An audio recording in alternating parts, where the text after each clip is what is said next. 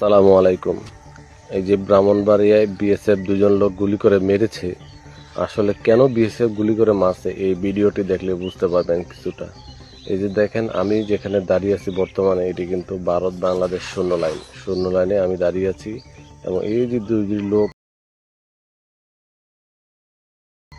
নদীতে মাছ মারতেছে, তারা কিন্তু বাংলাদেশি লোক তারা ইন্ডিয়ার ভিতরে চলে গেছে গিয়ে মাছ মারার জন্য।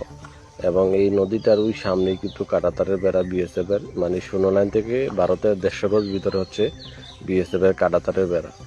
তো এই 150 গজ কিন্তু ওদের ভারতের।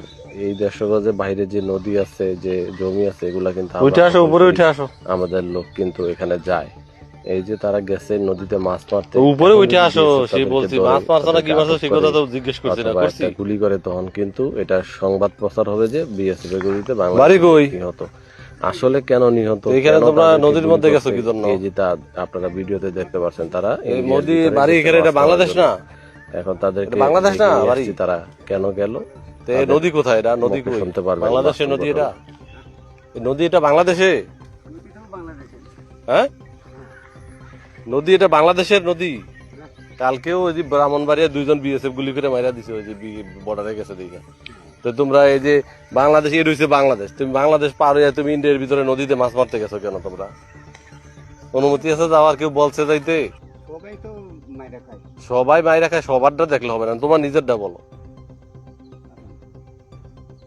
তোমার কেউ বলছে যাইতে, অনেক গেলে বিএসএফ ধরে নিয়ে গেলে গুলি করলে তখন কি হবে? হ্যাঁ,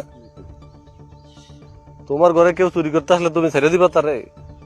তাহলে তো তুমি বাংলাদেশের লোক, তুমি কেন ইন্ডিয়ার ভিতরে যাও? ইন্ডিয়ার ভিতরে যাও, বিএসএফ যদি পরে ধরে নিয়ে যায়, গুলি করে দেয়, তখন কার জবাব দিবে কেরা?